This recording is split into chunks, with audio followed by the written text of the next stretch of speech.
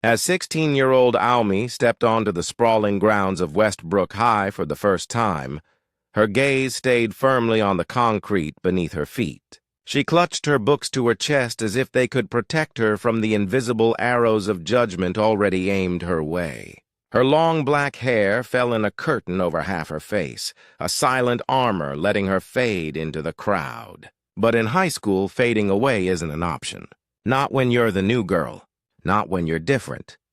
Almy had only just moved from Japan to the U.S. Her father's job as an engineer had uprooted the family across the world, leaving her to navigate an entirely unfamiliar culture and a language that still tangled her tongue. In class, she barely spoke. She never raised her hand. Yet beneath her quiet exterior, she understood far more than anyone guessed. Some mistook her silence for weakness. How wrong they were. The first whispers started almost immediately. They slithered around the hallways like smoke, soft and venomous. Then came the laughter. At first, Almy told herself she could ignore it, that it would fade. But it didn't, the giggles in the hallway. The cruel mimicry of her accent when she politely said sorry or excuse me. The playful shoves in the hall that sent her books tumbling to the floor. Almy swallowed every insult, every jab in silence. Until Friday, until the courtyard. Until they crossed a line she couldn't ignore.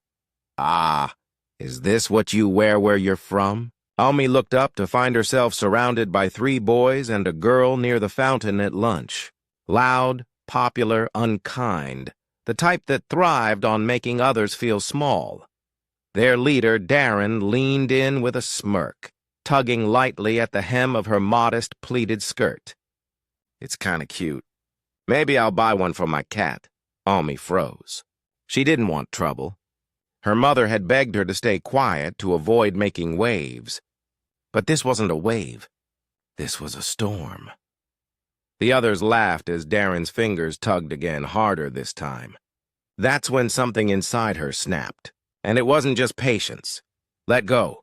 Her voice was soft, calm, almost eerily calm. Darren's smirk wavered. Amusement flickered in his eyes. Oh, she does speak. In the blink of an eye, Almy's hand shot out with uncanny precision, grabbing Darren's wrist.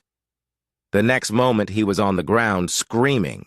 His wrist had bent in a way it was never meant to. Shock rippled across the courtyard like a sudden storm. Before the others could react, Almy pivoted, twisting the second boy's wrist as he lunged toward her. Crack! Another scream. The third boy froze instantly, hands raised. I didn't touch her! I swear! The girl in their group just stood there, frozen, mouth hanging open. Almy's gaze swept over all of them, sharp and steady. Do not touch people without permission, she said, her voice calm but unyielding. It should have ended there. It should have been enough. But the school saw it differently. Principal Hammond summoned her to the office. Her parents were called. Whispers of suspension hung heavy in the air. Then the videos surfaced. Dozens of students had recorded the entire incident. The truth spread like wildfire. The boys had harassed her, and she had defended herself with flawless control. Suddenly the story was hers, and hers alone. The tide had turned. Almy wasn't suspended. Not only that, slowly the students began looking at her differently. Not with fear, not with mockery, but with a quiet respect. Some even called her Ninja Girl. Others simply gave her space, a silent acknowledgement of the strength she carried. And then a few brave souls approached her in private, whispering, "Thank you." In that moment, she realized she wasn't the only one who had suffered.